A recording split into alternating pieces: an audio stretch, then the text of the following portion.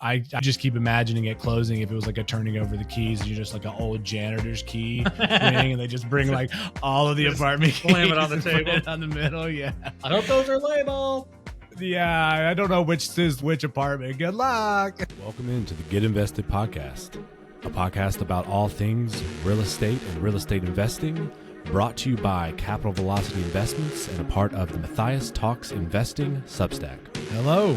Welcome back into the Get Invested podcast with your host, Jordan and Matthias. As always, we're excited to be here and talk to you and talk with each other about all things investing, real estate, and life's wonders and challenges as well. It's a busy time for us, so we're in it, as it were, but we're excited about this podcast and we're excited about how busy we are. So, Matthias, we can't really talk too much about why we're busy, but you were busy traveling last week. How did this trip to Mississippi networking go? It was good. It was fun. I didn't know what to expect, really. There was like a huge property that we went to go do the clay shooting. Basically, it's like, think of it like a golf course. There's like a bunch of different stations, and then each one has a couple of different clay launchers from different angles and directions and things that you're, if you ever played Duck Hunt back on the old Nintendo with that. So it's pretty much what it was. It was just like pew pew, and you were, trying to shoot them. It was basically two at a time, right? They would launch one, or you'd say pull. They'd launch one, and whenever you fired, that's when they would launch the second one. And then there was two sets of that per each. We did 14 holes, so it was cool. Wow, it was fun. So you moved around all the different stations. Mm-hmm. So this is like a serious setup. This is something that clearly people like belong to or pay to do. Obviously, yeah, it's like a country club out there. They have horses on this property. Like, it's a huge. When I say big property, we're talking hundreds of acres. It's massive. So, yeah, I mean, and you got from hole to hole with like these. Think ATV crossed with a golf cart. Like a gator kind of like thing. The gators, yeah. Yeah, something like that. But it was cool. It was fun. Drove around. It was very warm, so we got a little sweaty and dusty, but it was a good time. I didn't really know what to expect, and some of the guys had clearly done it before, and others hadn't. Although I finished middle of the pack in my score. I think 40% is a pretty good number. Yeah. Respectable, yeah. I would have to say. I don't know. Did you ask anybody about context? But for me, it's like, well, if you shoot three pointers at 40%, you're getting it done. Yeah, right. You're going to Hall of Fame. Yeah, yeah, you are. If you're doing that in the NBA, you absolutely are. Yeah, but it was good I met a couple new Hattiesburg real estate owners, and we chatted on the way there. It was about a 2-hour drive to there from Hattiesburg and back. Plenty of. We all rode in the same vehicle. Chamberlain's has got a nice big SUV. We all rode in that, told stories, talked. It was a good time. Really, the guy, the national president that was there, I mean, very little interaction with him because he was just happened to be on a different like shooting team. There was only like 5 people to a team, so you kind of did most of your talking in your little group, which was fine. I mean, I doubt I would have provided much value to him, and vice versa. Not a lot to do there, but it was good. Network with all those people, and had a good time, and got to say that I was working. So that's a win. What about you? Oh, so I mean, he was just there kind of to talk, I guess, probably to the chapter presidents and just hang out and just like kind of get a feel for everything. Yeah. Okay. Yeah. He was like a guest. They invited him as the VIP guest, and whatever group he's in, I'm sure they picked his brain and stuff. Yeah. No, so there was no other, like, you didn't have to go like sit somewhere and eat a lunch and okay. There was no talk though. There was no talk. They took a big group picture and served some pulled pork sliders, and it was cool. But no, there was no like sit and listen to them or Q&A or anything like that. So did you? So you had, So you had never met these other people that work with SVN. I've met one of them before. There was 2 others that I hadn't. Okay. All right. Cool. Well, you told me earlier off air, and I was going to just say I hate that no one got a picture of you skeet shooting, and I was as shocked as could be that knowing you and me, we're both this way, that you actually took pictures and someone else didn't, because usually we're the ones. I knew I would need to document some of it, so I took some video of Chamberlain shooting and a still photo of Heather scaring all the wildlife. Yeah, how did she do? How did she and Chamberlain do? I beat Chamberlain, as I recall. and I beat her in terms of she had never done it before, but I think Chamberlain has. So he needs to work on his. He was a little upset with his performance. Oh He boy. didn't think he did that well. Uh, No, everybody had a good time, which is yeah, the real obviously. Yeah. challenge. Very cool. Well, for me, man, it was Rachel's birthday this past Tuesday, and I realized I told her this before she listened to last week's pod. I was like, I missed a huge opportunity. I need to tell you this up front. Like, it was after we had finished that I realized that the podcast was coming out like literally on your birthday. And I could have like definitely I talked about your birthday, but I didn't even cross my mind that like it was on that day. So I was like, I could have definitely shouted you out, but alas. But so we had we had a good time on Tuesday. I got her set up for a little girls outing this weekend. We were going to go to this restaurant in uptown Charlotte, and I was like about time to leave, and I was like, okay, what's the traffic? Which way am I going to go? Blah blah blah. I pull up my phone, look at the maps, and it says it's going to be like an hour and 10 minutes, like all different ways, because there was a wreck on 45 getting to 77. There was a wreck on 77, and then all the traffic that had piled off of 77 onto 49 to go around the wreck. Another wreck had happened. Oh my gosh. So I would love to see storm. the cancellation list of like restaurants, etc. in uptown Charlotte, which for those who don't know Charlotte, that's our downtown. For whatever reason, it's called uptown. So that's like the main city center. Anyways, anything in Charlotte, if you were not already in Charlotte, especially if you're coming from the South, you were not getting in there. So we had to just call an audible and go to it. It's a really nice place in Pineville. So like 7 minutes down the road, but yeah, I couldn't believe that it was just like every single road had a wreck and was like at a standstill. Yeah, it was absurd. But no, other than that, man, just staying on that grind. Just driving into that would have been. I said, at least you checked. Driving into that would have been miserable. Yeah, that would not have been a good birthday present at all. Not one bit. I actually closed the loop. This is the last thing I'll say on this. Rachel really likes manatees, and you found this out because of the Gulfarium. Mm-hmm. And her enthusiasm is, let's say, evident. So we went and had a great time at the Gulfarium, and they have the 3 manatees, and everything was wonderful. But they didn't like have any. They had weirdly, I guess they're newer, so they didn't have like shirts. Yeah, so they didn't have like they had some merch, but nothing. They didn't have gear, didn't have swag. Yeah, and she wanted something, so I originally went on just to find her a manatee shirt, but then I found like an organization like Save the Manatees or whatever, where you can actually like sponsor to adopt a manatee, and there's like a live feed, and you get a shirt as part of it, and like you get all this. Yeah, so I was like, oh, this is perfect. This wasn't the only thing I got her, but I was like, this is perfect. Like, this is, close. She was so disappointed that she wasn't going to get that. Well, we wanted to also support the Gulfarium. We're like, well, we want to give you money that's definitely way more money than the t-shirts that's worth. Yeah, sure. But you don't have one.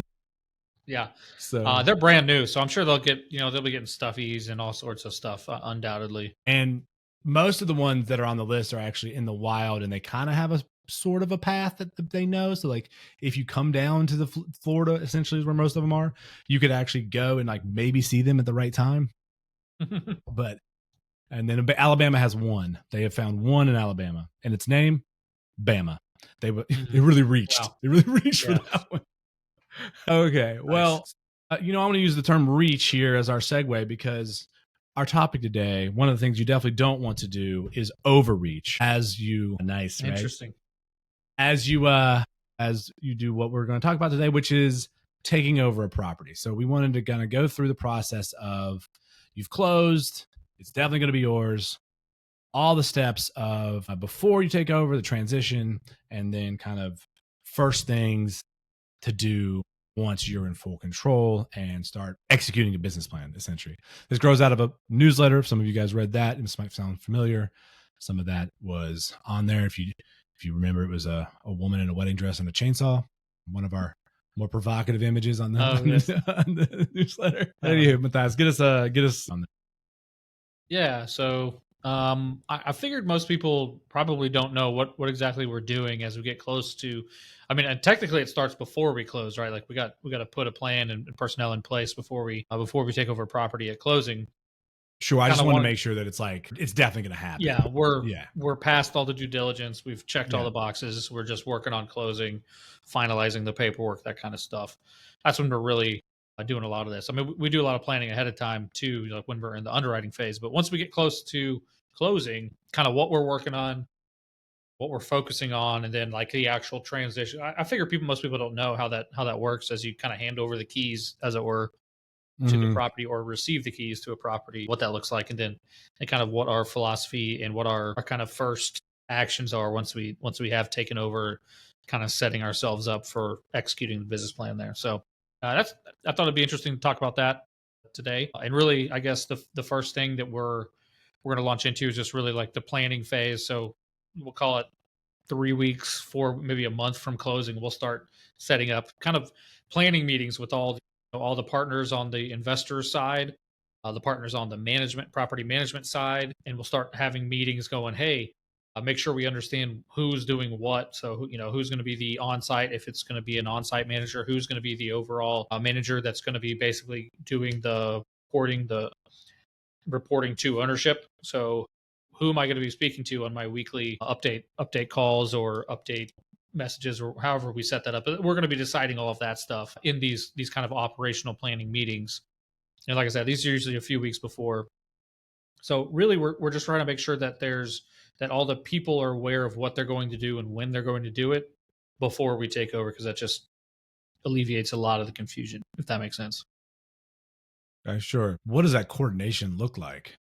I mean, is it just lots of emails and calls, or Like, are there shared Google Docs? Like, there's a lot of that. I mean, there's you've seen our Slack channels that we have, and our email chains, text groups. We do a lot of that, but really, it's gonna be kind of like one big ops planning call where we'll have the mm, property management team and operators. Myself and whoever's doing it with me. We'll get on the call and we'll go, hey, here's what we expect to happen. Is that correct?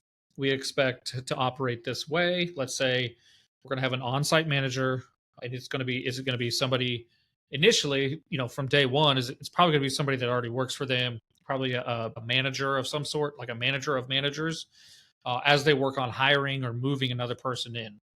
They may hire somebody, and then there will be and this all depends on the property itself and where they're at, where the property is, and all that kind of stuff, and what makes sense based on what they have in the area and the size of the property and all that. So we're going to kind of work our way through that. Say, hey, okay, so it'll be person X is going to be the overall manager of managers, but they're going to be the on-site manager initially while we work on putting a permanent person in there that is going to be the day-to-day manager, and then that person will kind of step back, and that person may be the reporter to the ownership periodically, or it may be the in-house. It all depends. Again, it all depends on the size of the property, where it's at, and what's going on with it. So that's a lot of the personnel that we're trying to figure out. If there's, hey, is this going to be lumped in? Is it near another property that the manager manages already? So there's gonna be some mm, economies of scale there, or what exactly is the plan for it? That's where we're kind of hashing out all those specifics. We're going to be talking about making sure our leases are updated specific to the property. We're going to be talking about, hey, we are going to allow pets. We're not going to allow pets. We're going to allow these breeds. We're going through all those nitty gritty of the property stuff, because what mm, we'll do is during due diligence, we'll have all the existing things from the property. And then we'll kind of say, hey, what are the changes that we want to make? Because you need to point those out to the current tenants. As you put them on, you're going to work them all over to your leases that have, that are standardized to how we do business with our management yeah. team. Now that doesn't. I mean, they don't get on your lease though until their other lease is up. Or Correct. yeah. But we want to start prepping the tenants, and to the new, something that this kind of gets into the transition phase a little bit. For instance, some properties don't make you pay on the first. They're like, just pay us on the 7th, pay us on the 15th. And I'm telling you, I don't know about that. I mean, I've seen it. I am used to, I would say, and also am completely behind the policy of you have like the first 5 days, just because like things happen, weekends, etc. There's grace period, and then it's like, this is the rent day. And a lot of times it's just, you'll find this with mom and pop owners a lot, is that they've let it slip, and they've let it slip, and Mm, they've let it slip, mm, and they've let it slip. And so the tenants will just pay willy-nilly whenever they feel like it. And so, you know what I mean? So there's some mm. training that's going to be involved on the tenants. Like, hey, no, this is how we do business. It's due Right. on the 1st and it's late after the 7th or whatever the Right. policy is. And we'll be discussing that as we do these planning meetings. We talk about what systems we're using, so like software systems for kind of how we're going to put it into the system, how we can access the system, what we will be able to access. We're setting up who's going to be on bank accounts because we'll have to have bank accounts for tenant deposits, which are untouchable. You can't use them for anything else. They just sit in there. That's when tenants move in, they pay the deposit to hold the unit, and then they move in. They go sit in the account until they move out, and that's what we use to if they damage the unit or whatever. There's accounts for that. There's the operational accounts. There's probably going to be an investor account if it's like we do. So we go through all that and figure out who's going to be on the accounts, who's going to have access, who has the signature authority and that kind of thing. And that's a lot of what we're accomplishing during that time. We may also just firm out like, hey, when we take over, let's say we take over on the 31st, and then the next day somebody's lease is up on the on the 1st. What are we going to charge? It's not, you can't do it like that, but I'm just saying, as soon as we take over, what is our new target rent going to be? What are we going to, what is that process going to look like? How are we going to offer concessions to get people onto the higher rent as we go? What's the process? We talk through all that planning on. Right. Because day one, you've got to have that marketing and pricing plan in place, because you don't want confusion, or like, hey, someone came by and was asking about this unit, but I was like, I think it's going to be $900 a month. I'm not sure. Yeah, exactly. You can't be like, let me call somebody. It's like, you work here. It's yours. You not know. Yeah, we want to be prepared because time is money, essentially, on those. Yeah. We also, something could come up is like if a property has not been marketed very well, for whatever reason, it doesn't have a good online presence or something, you're going to want to get pictures of it ahead of time so that you can go live with your websites and your Right. push blasts out to your your Zillows or rent.com apartments, whatever. You want to be able to go live at takeover date. You don't want to have a transition period. So you're going to, maybe we can get photographers access to some of the units, to the property in general, to go just get, so we can start building that shell in the background while we're getting close, getting up to closing. Right. I was just to kind of go back a ways, because this is more of kind of an interesting. I've been rambling. It's got to be tough to. Well, this is not exactly in depth, but it's got to be tough to go from a pet, like the previous owner allowed pets, and then somebody comes in and says no pets. That seems like a pretty drastic. I mean, I guess people can do it if they have the reasons, but that basically means anybody with pets is probably moving out, like as soon as their lease is up. Yeah, probably. Yeah. I've never done that because to me, I like having pets, and like, we restrict certain breeds, but I've never, knock on wood, I've never had to deal with like, oh, this guy's got 3 enormous Rottweilers in his little apartment that are going to be dangerous to their tenants, or there's children around the property. 17 cats. Yeah. Haven't had to deal with that yet, thankfully. But so, yeah, I'm not the one who's going to tell you can't have pets. We're gonna make sure that they're on your lease and that you're paying the pet deposit and whatnot, which they may or may not have done in the past with the previous owner. But typically, I'm not going to say no, you can't have. Yeah, I mean, as far as just a quality of life and a feeling like it's home thing, it seems like if possible, the default is yes, you can have pets because it makes it more homey. And I'm sure most apartment complexes and townhomes and everything allow pets. I mean, it's not like it's a standard thing that they don't. It's I mean, Americans love pets, right? And if I'm restricting it to people who don't have pets, then or people who won't eventually want pets, I'm restricting my renter pool to. I'm cutting, exactly, which I don't want to do. Yeah, exactly. There's ways to mitigate, right? Like we put almost all of our units we're going to have either tile or LVP, after we've executed our business plan in, and pets are fine on there. So.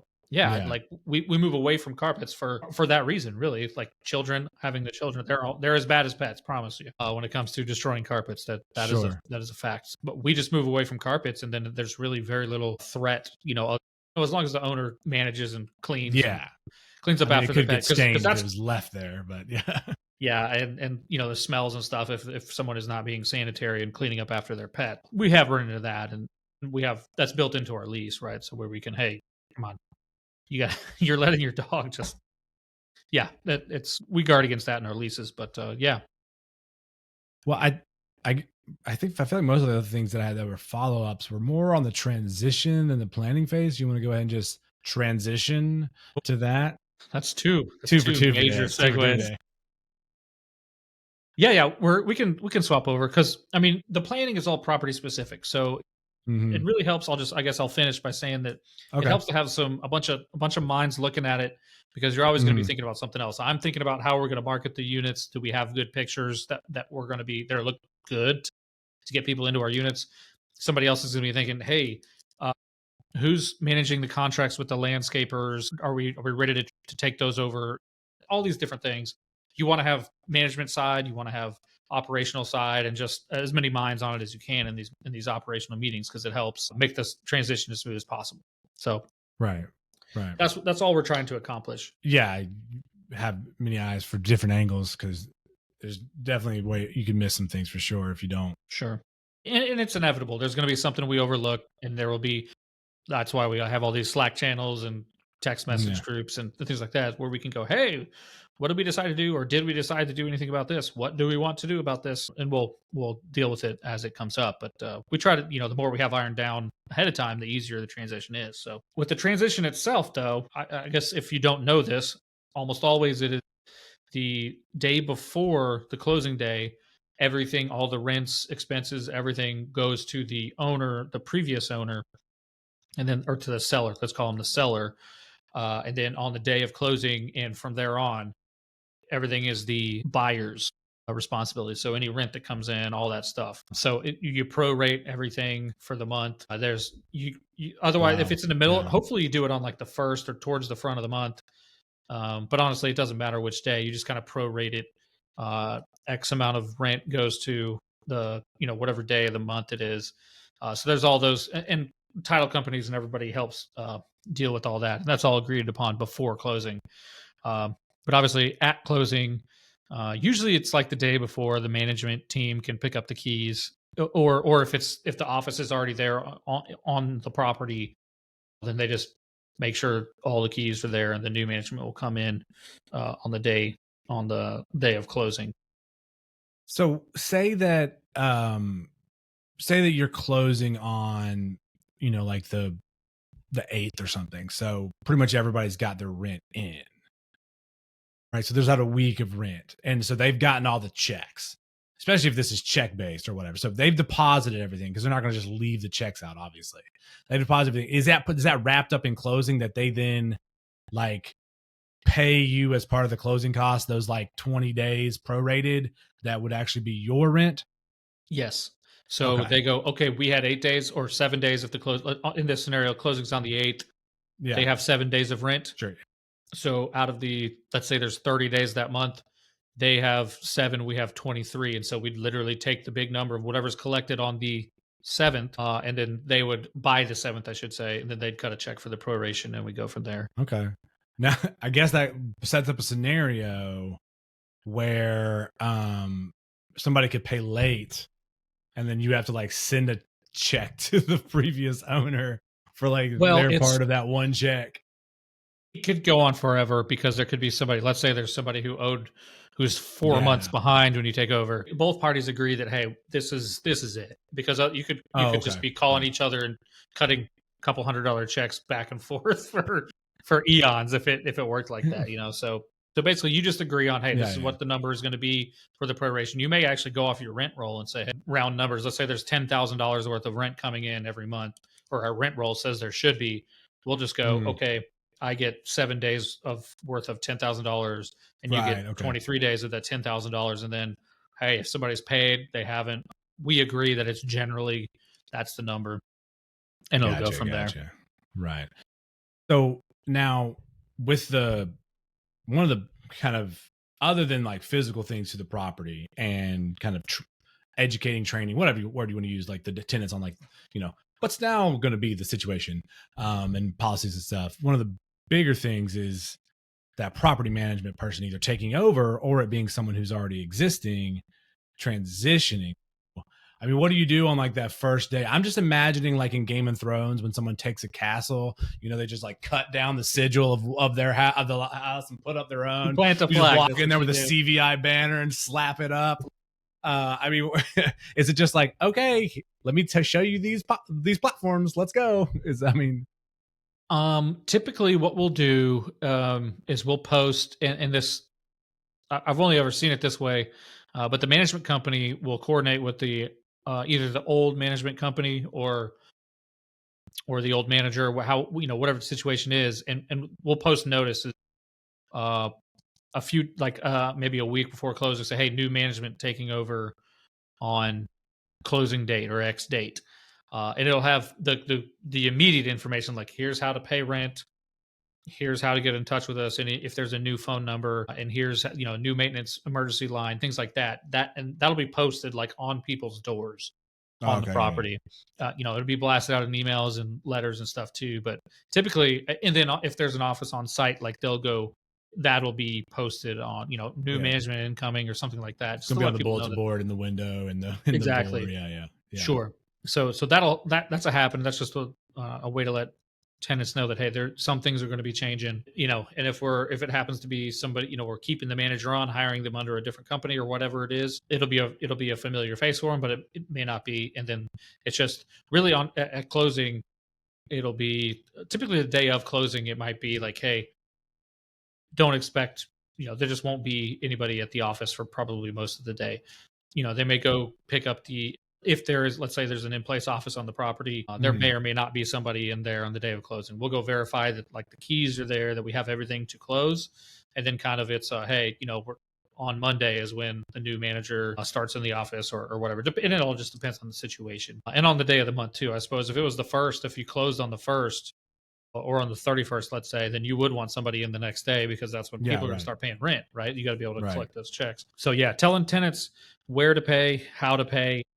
I've heard of and I've seen managers accepting cash, things like that. So I've never taken over a property, but I've heard of it that where that's a thing, and obviously, we're not going to have any managers accepting any cash from anybody when we take over. So if somebody walks Mhm. up with a cash or something, we'll have to turn them around, go get a money order or whatever. But so those are the kinds of things that we're doing like immediately at transition, making sure that people have a way to pay their rent and a way to contact emergency maintenance if their toilet starts leaking or whatever things like that they're going to do. Okay. Yeah, and then really, I suppose for the transition we're going to most of the time going to have a website where people can go, there's a tenant portal, things like Mhm. that, where they can go in and say, hey, this is how you submit a maintenance request, or hey, I've got some problems with this, that, or the other. Um, a way to pay online via ACH or whatever. Like we're going to have a lot of that, and so that obviously can't happen in a day. That everybody just gets logged in, gets their profile set up, but Yeah. usually instructions will go out very shortly after to people Yeah. Now that on how to seems get like enrolled in all the new systems and stuff. that's probably putting a lot of not that it shouldn't be because it's their job, but I would imagine that blasting out portal information leads to the property manager spending about a week helping people get figure out how to get logged As the on, age especially if you have an the age older of the tenant, population. yeah, the Yeah. tenant population goes up, those phone Yeah. calls get longer and more Yeah. difficult. Yeah, 100%. I'm sure that's uh, it's going to happen. So it's just, but honestly, it saves them a lot of time later because otherwise tenants like will walk in or the officer they'll just call you all the time. And you're like, hey, if you submit a ticket, it goes a lot faster, and I don't Yeah. have to talk to you every 20 minutes, that kind of thing. So, Yeah. I mean it probably does, but I can understand the impetus to be like, I'm gonna go speak to this person face to face, yeah, do a check in. especially if there's an office on site, right? Like you just walk in Yeah, and be like, "Hey," exactly. and I'm sure What are you people would want doing? to, if in the event that there was a new manager, people would want to go, hey, who's this person who's going to be sitting Right. I want next to to be able to my recognize home? them. Yeah. Yeah. Yeah, exactly. Now, so do you consider replacing the sign a transition phase or an operational phase? Because it seems like it should be like shouldn't it be the thing that like brings it from one to the other, right? It's like the hallmark of it no longer being transition, but operations. Yeah, it'll be on the operational phase because there's only so much money that you can invest before you close. You gotta, you know what I mean? So if you're going to set up changing the sign as the transition phase, that's not really useful. If you need better signage, maybe that's one of the first things you attack, your first couple of months.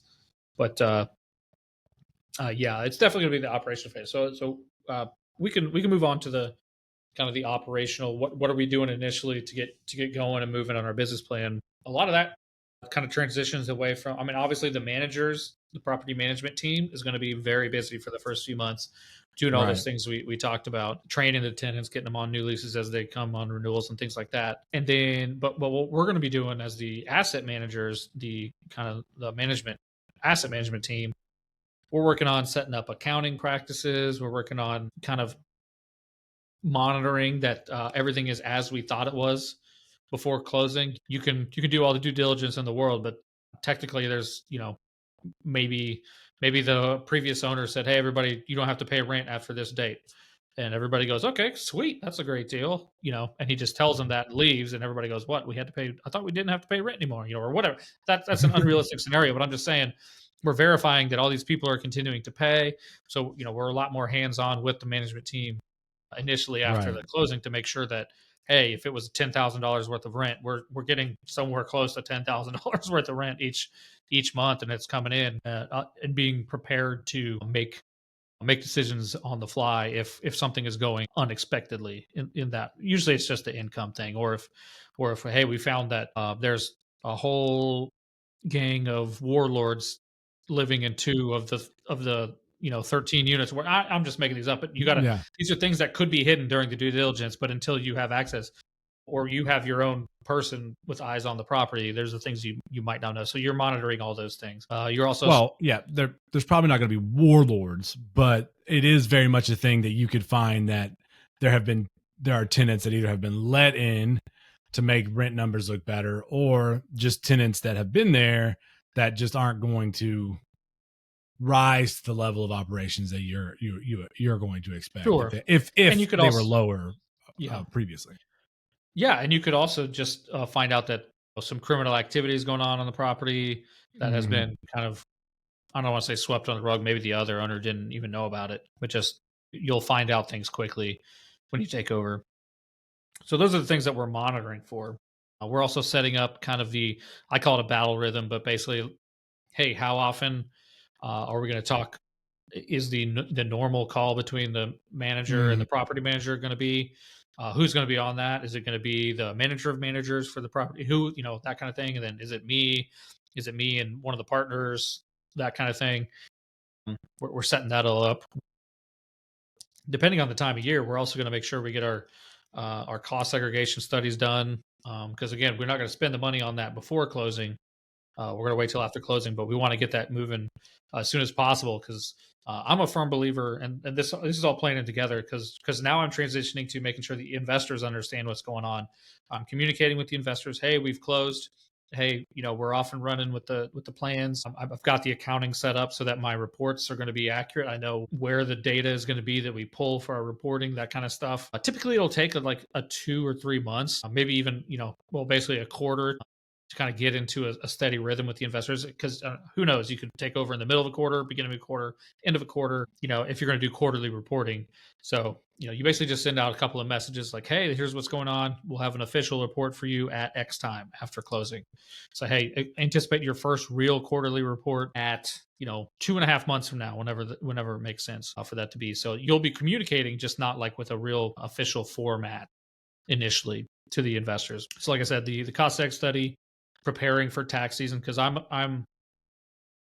despise it is almost the end of August and I am missing a K1 from an investment that I have made, and it drives me nuts. I can't file my taxes till I get all the K1s in, and so I make a promise to my investors that we are going to have ours in before tax day, well before tax day every year, and part of that is having the cost seg done on time, having the accounting set up so that we can hand off to the tax team all the already organized accounting data Right. so Right. that they can be ready at January 1st.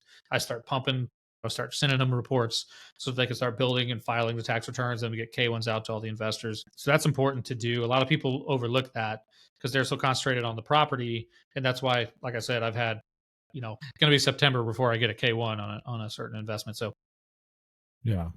that's just frustrating, and I don't want my investors to ever have to deal with that. And then, yeah, I mean that's generally what I'm trying to do on the operational side because I've focused on the property for a long time. We've raised the Right. funds, we've closed. I'm making sure that there's no immediate wildfires that we didn't know about. And then now I'm transitioning to making sure that building out the shells of the quarterly reporting. And this is where you'd be very helpful, just like saying, hey, this is what we're going to say. This is how we're going to say it. Here's the template. Then it becomes plug and play as we get time to report, Right. and that just saves us a lot of time and organizational issues if we haven't prepared ourselves for that. Right. And I mean what's the timeline on that process, like as far as just putting all those kind of like, because you're talking about basically accounting and communications for Mhm. these two things. Like what's the timeline for that usually being? What's your ideal timeline for putting that in place, I suppose? I want to have a full quarterly report after, for sure, after the first quarter of operations. Ideally, I might have it. Let's say we buy because 3 months in a quarter, right? So let's say we buy in the middle of a quarter, so in the middle month. It's probably not realistic that I'm going to have a full quarterly report for that quarter, even though it was only like let's say a month and a half of operations in that actual quarter.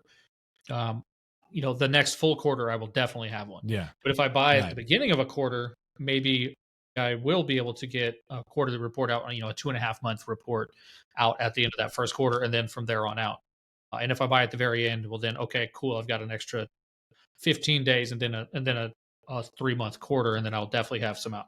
Now I'll be putting out information to investors in the meantime in all of those situations, saying, hey, here's when you can expect your official first report, and here's what's going on. We're collecting well, things are, we're Right. off and running with the business plan, or hey, we've had this issue, we're fixing it by doing this, or blah blah blah. That will be very transparent. But the official, hey, here's your quarterly report, here's the income, here's blah blah blah, that will come after the first quarter of operations. How important do you feel that it is? Because I mean, I've seen some of these, of course, and some can be chattier than others. When you're going in to make a quarterly report, and of course, there's the numbers, right? Yeah, there is the numbers.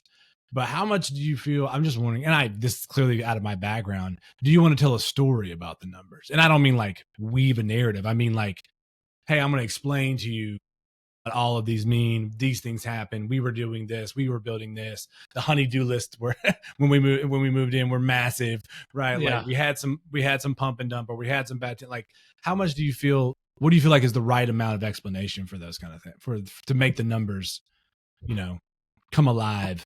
I think honestly, I think a few bullet points. If there's bigger Really? problems, Oh wow. yeah, I Okay. think a few. If there's bigger problems, it needs more explanation. Mhm. But I think a few bullet points, because honestly, people want to hear. They want to hear from you. Number one, they want to Mhm. hear going well, some frustrations, not going well, and here's why. Like I said, there's more communication required as bad as it gets worse. But realistically, people just want to know that you're here are a few things, a few bullet points, like hey, we've raised rents to X above our projections, or we're working on getting to our projections, or whatever it happens to be. Mhm. People don't typically read the whole. I don't think they're interested in reading like a whole long synopsis of everything that's going on. So we'll say, here's the numbers, here's what's going on right now, here's what we're working on, here's some things that have happened, here's what's going to happen next, and then that's pretty much it. No major capex projects, or hey, we're working on replacing roofs. No, Right. Or this yeah, is how far we've made it in the business plan of renovations and et cetera.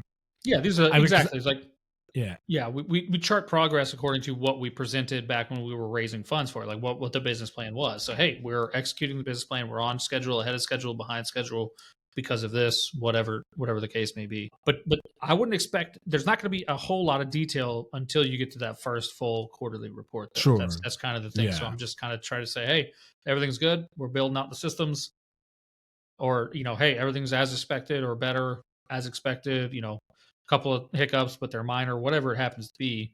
That the first few messages will say that, and then we'll get to the official quarterly report. We'll get into a little bit more detail of these are the big things we're doing. Here's where we are in our plan, etc. I guess I asked because I could just imagine a scenario I could just imagine, first of all, that it seems like it's very much a Goldilocks type scenario, because I mean, we're completely transparent here at CVI. I would be aghast if ever an investor thought this of our communications, but I can just see a situation where someone thinks too little is covering up something and someone sees too much is covering up something. Like, this is a lot of explanations. Clearly things are going really badly because you're explaining lots of things.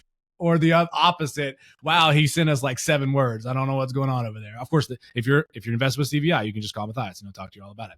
Yeah, that's honestly every single quarterly report, any report that I've ever sent out has always had.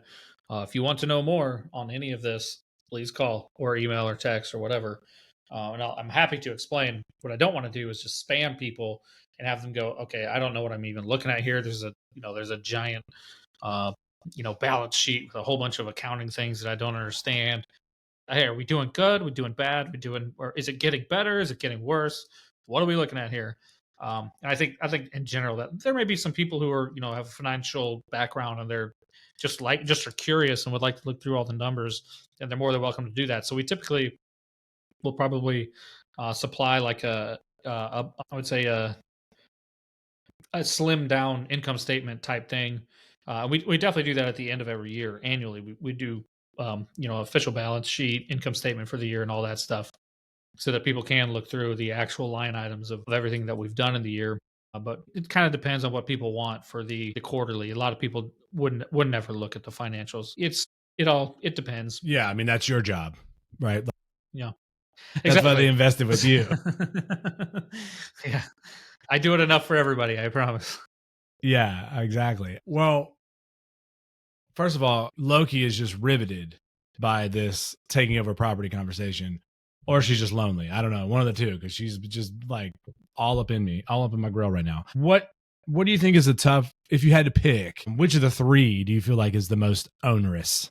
Maybe not like the most difficult, but maybe the one that's just the most taxing, if that makes sense. The most taxing is probably going to be, well, it depends. From my perspective, it's always the setting up operational. So like after we've taken over, the initial transition has happened. Now I'm working on making sure all the investors are signed up in the portal right, so that I even get the reporting, make sure bank accounts are linked so that we can do it's all that kind of stuff. That's the most for me as the asset manager. Now, if you talk to the property manager, they're always going to say the transition of having those phone calls with people figured out how to get onto the tenant portal and things like that. That's what they're going to say. But for me, go ahead. I mean, I was just going to say, from a teaching background, one of the things they always say is you got to set the rules. You got to set your environment, like how you want it to be, like first 2 weeks. Like that's like the most important part of the semester in a lot of ways, because the kids will adjust and they'll do it. They'll fall in, and then they know the procedures and everything can proceed smoothly apace, right? So I would imagine that for the property manager to come in, of course, this is not a perfect analogy, but you have to come in like mid-semester essentially, and have to like say, okay, now this new person, which I have done, and it's not the funnest. Let's put it that way. So having those kind of conversations with lots of different tenants, even if they're not trying to buck the system, but just being like, oh, it works this way now, just procedures could definitely be a lot. What's the thing you look forward to the most about the process? I really like closing. That's always fun. Well, sure. Because it's like, hey man, I've been working for, inevitably it could be 6 months, it could be 4 months. I've been working months almost. Inevitably I've been working for months and months. So to see it close and officially, okay, it's on, that's always fun. I think I mean, I like coordinator, I like getting things done. So like the planning phases are fun for me. But again, there's always in the back of your mind, oh boy, I hope we close. I hope we close. So closing itself is always a big thing for me. And then I always love, obviously cutting the first distribution checks is super fun, but that may not even happen in the first year. You just never know. But sending out quarterly or sending out updates I enjoy that too, because it's like, hey guys, we're in control, we're feeling good, we're executing on the plan, even if we're not paying people yet because it's just not part of the plan. Depends on whatever the particular deal is. But I enjoy communicating with investors and saying, hey, cool guys, it's all, it may not be exactly what we thought, but it's close to what we thought it was going to be, and we're off and running. Things are, we got the green light, so we're taking off. I like sending those messages. Okay, well, yeah, I think we hit it. I think we got it. I think we covered. I was saying for me, hopefully I will be able to experience this process or 3-phase process sooner rather than later. So I have to have my own thoughts as well. But yeah, I think that covers it as far as how we get ready to take over and then take over a property. I do just keep imagining at closing if it was like a turning over the keys, you're just like an old janitor's key thing, and they just bring like all of the apartment keys, slam it on the table, put it on the middle. Yeah, I hope those are labeled. Yeah, I don't know which says to which apartment. Good luck. Yeah, exactly. They're not in order either. Good luck. See ya. But all right, well, Loki, you got anything? Loki's good, so I guess we're all good here. We appreciate you guys hanging out with us and listening and learn a little bit about the process of taking over property. As always, if you've got any questions or comments, you can put a comment in the Substack. You can reach out to Matthias directly on LinkedIn, or, if you have his number or email, that's a possibility as well. And, you can DM me on LinkedIn and hit me up on either the chat bot. I keep hoping that that's going to happen. It hasn't happened yet, Matthias, or on Substack. But we really appreciate you hanging out with us, and we hope you come back next week to hear another edition of the Get Invested podcast. See ya. We taking over. Listen. Spread out with it. South Carolina, Alabama, Mississippi, on the North Carolina, Philadelphia, Virginia. From down in Miami, where it's warm in the winter. On up to Minnesota, where it's storm in the winter. Jacksonville, Tallahassee, Memphis, 10, holla at me. B&H Town, Southside, Cloverland, Daddy, I'm the man out in Dallas. Better ass Cali. Catman, Cali with my eyes open valley. Blowing and spinning, going down Vinny. Drop 6, 4, 3, wheel here switching. Red light stop, make it drop for the bitch. Out of Glock 4, 5th, blow your head out with it. Anything you hear that I said, I meant it. Can't got the crown, then spit out with it. Say you need bricks, I said I get it.